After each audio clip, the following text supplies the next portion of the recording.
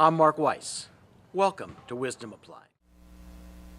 In this episode of Wisdom Applied, I'm going to be discussing the three basic models of tight integration between medical groups and hospitals. But before we discuss tight integration, let's distinguish what I mean by tight from other forms of affiliation between a group and a hospital.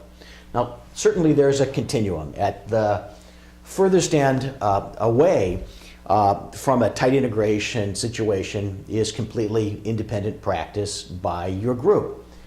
Moving along in the continuum, there are structures such as exclusive contracts in which your group maintains its own independent business existence but in affiliation with a hospital.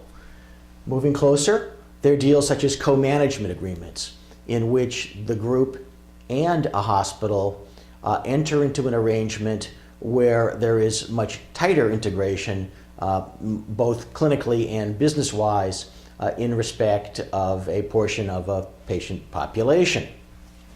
Today, we're going to be talking about integration, tight integration, which is at the far end of this spectrum. Although, in reality, there are many ways to structure tight integration deals between medical groups and hospitals, there are three basic models. Those models are services deals, asset deals, and stock model deals. Let me explain each one to you.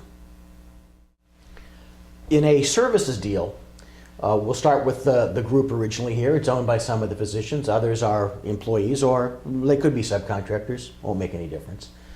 What's going to happen here is that certain assets, not the practice itself, but assets such as leases or perhaps real property, the physical assets used to operate the group, are sold to a hospital, or more commonly a hospital-controlled entity, a management services organization, or an MSO.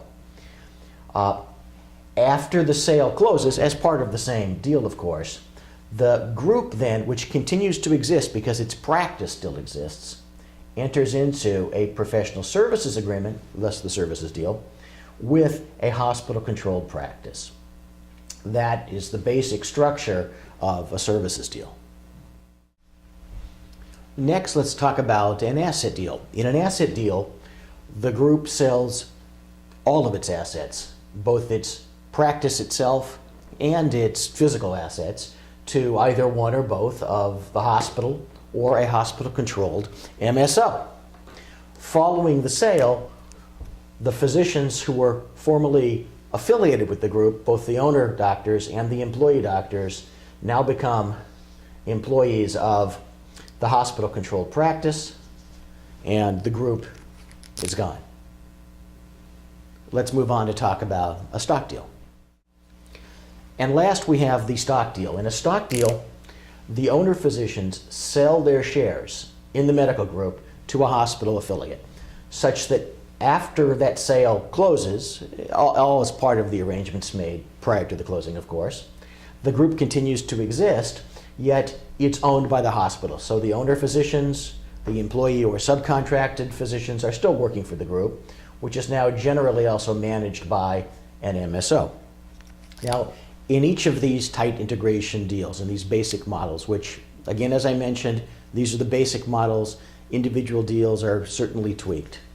There are a number of business and compliance issues, certainly including the deal concerning the sale of the shares, or if we're doing an asset deal, the sale of the assets, the fair market value considerations, the start considerations, the anti-kickback considerations, as well as considerations centering around the terms of the employment situation now between the physicians and the new entity. For further information on physician alignment from loose to very tight, please contact me.